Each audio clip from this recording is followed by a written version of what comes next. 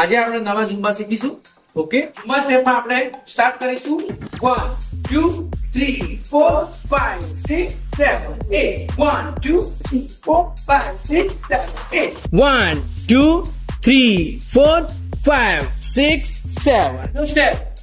બીજો આપણે રાઈટ થી લઈશું 1 2 5 6 1 2 5 6